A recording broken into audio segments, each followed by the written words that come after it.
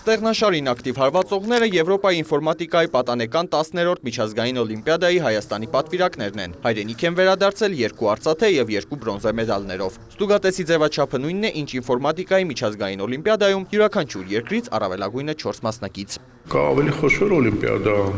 ինֆորմատիկայի միջազգային օլիմպիադան, կարճ ասում են IOI, սա ունի տարիքային սահմանափակում ու տեղային սահմանափակում, որ միայն եվրոպական երկրները կարող են մասնակցել մինչև 15 տարեկաների համար ու նպատակը նա, որ երեխաները ավելի փոքր տարիքից սկսեն զբաղվել օլիմպիադաներով, որ հետո խոշոր օլիմպիադաներում ավելի մեծ նվաճումներ ունենան։ Մրցութային 2 օրվա ընթացքում աշակերտները կատարել են 3-ական առաջադրանք։ Խնդիրները դասավորված չէին դժվարության, այսինքն նաև պիտի հասկանայր, որն է հեշտը, որը դժվար է եւ կարողանայր ճիշտ կառավարել ժամանակը, որ ստանայր մաքսիմալ հնարավոր միավորների քանակը։ Խնդիրները շատ լավ էին կազմած, ինչ շատ դուր եկան,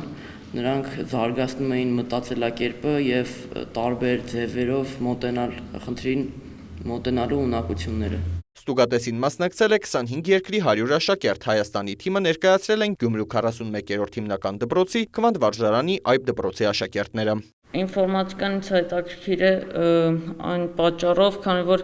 այնտեղ կան շատ հետաքրքիր խնդիրներ եւ դրանց լուծումներն են եւս հետաքրքիր եւ երբ որ դու կարողանում ես լուծել այդ հետաքրքիր խնդիրները, քեզ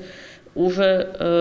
մատուցում, որպեսզի ավելի շատ խնդիր լուծել։ Մինչև Լիտվա մեկնելն աշակերտներն իրենց դպրոցներում մասնակցել են նախապատրաստական դասընթացների, լուծել տարբեր հավասարումներ, ասում են, բարդ խնդիրներին պատրաստ էին։ Օլիմպիադայից առաջ մենք ունենք 5 օր տևողությամբ ճամբար, որի ընթացքում մենք քննարկել ենք նմանատիպ խնդիրներ ու աշխատել ենք դրանց վրա, փորձել ենք ստրատեգիա մշակել, ինչպես կարողանալ մաքսիմալ հնարավոր միավորներ հավաքել եւ ինչպես ավելի բարձր տեղ զբաղեցնել։ Առջևում ինֆորմատիկայի միջազգային օլիմպիադան է։ Աշակերտները վստահ են մեդալներ են նվաճելու նաև այդ ստուգատեսում։